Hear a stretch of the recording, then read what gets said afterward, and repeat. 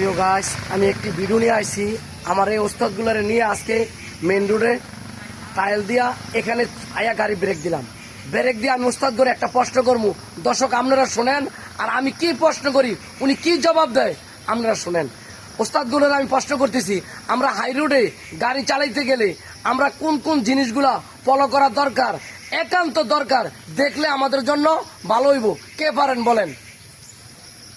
আমাদের প্রথম অবস্থায় হইতাছে যে এটা লুকিং গ্লাস ভালো করে দেখতে হবে। হ্যাঁ, তারপর হইতাছে গাড়ির টেম্পারেচার কাটার দিকে ফলো রাখতে হবে। মাশাআল্লাহ।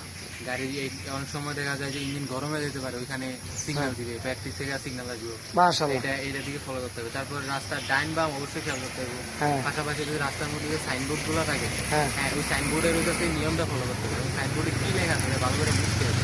হ্যাঁ, এটা অনেক সময় এটার কারণে অনেক দুর্ঘটনা হয়, না দেখা না দেখতে চালায়। মাশাআল্লাহ। আমি আবার একটু বলি, আমরা যখন হাই রোডে গাড়ি চালাবো অবশ্যই ডাইন বাম খেয়াল রাখাম, কিলোমিটার দিকে দাম, টেম্পারেচারে কাটার দিকে তাকাম, তারপরে আমার গ্যাসের বাতির দিকে তাকাম। এই তিনটা চারটা জিনিস যদি আমরা ফলো করে না তাকাই, হঠাৎ করে যদি গ্যাস শেষ হয়ে যায় বিপদে হইরাম। এরপরে গিয়ে আমার কিলোমিটার বেশি উঠতে গেলে মোকালা ফাঁকাম। তারপরে টেম্পারেচার কাটার দিকে না তাকাইলে ইঞ্জিন গরম হয়ে গেলে এটাও আমার ইঞ্জিন ক্ষতি হয়ে যাবো, এটাও আমার বিপজ্জনক জায়গা। আমরা যারা ড্রাইভ শিখি, অনুরোধ এই জিনিসগুলো খেয়াল করে শিখি। সবাই ভালো থাকবেন, আমার চ্যানেলটা লাইক কমেন্ট শেয়ার করবেন। দর্শক ওস্তাদদের জন্য দোয়া করবেন, উনিরা যে আশা করে আইছে আল্লাহ পাক যাতে মনের আশা পূর্ণ করে। আসসালামু আলাইকুম ওয়া রাহমাতুল্লাহি ওয়া বারাকাতুহু।